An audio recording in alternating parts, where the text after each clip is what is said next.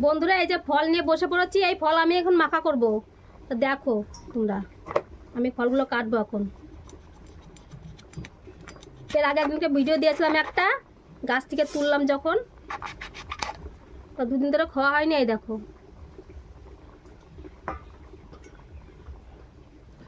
এই ফল কিন্তু খেতে দারুণ টেস্ট।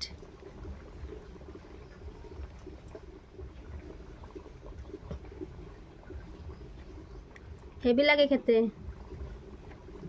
বাটিতে লাগবে, এই দেখো বাটি লাগবে না, এর ভিতর করেই খাওয়া যাবে। কি সুন্দর,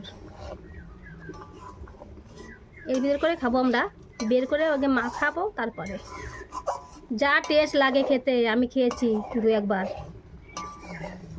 এই গাছ কিন্তু আমাদের বাড়ি না, আমাদের পাশের একজনের বাড়ি আছে, পাশের বাড়িতে ওদের ছাদে অনেক হয়েছে।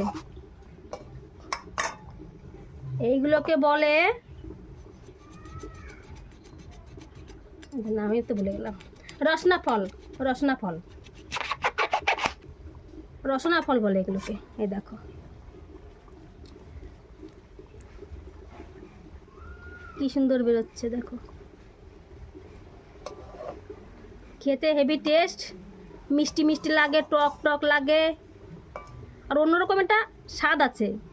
সে স্বাদটা বলা যাবে না, খেলে পরে বোঝা যাবে। অন্যরকম একটা স্বাদ আছে, খুব খুব টেস্টি।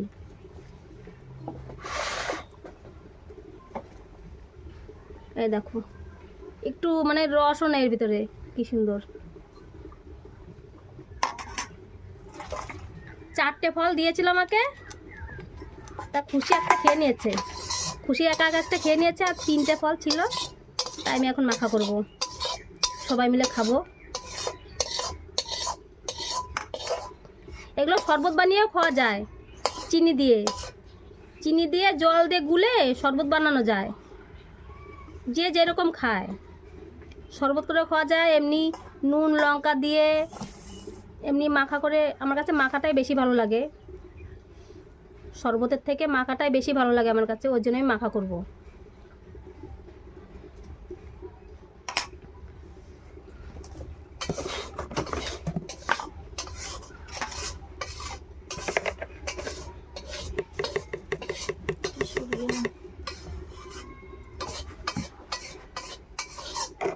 পরিমাণ মতো লবণ দেবো, ওই যে বেশি হবে কি লবণ। কাঁচা লঙ্কা আছে,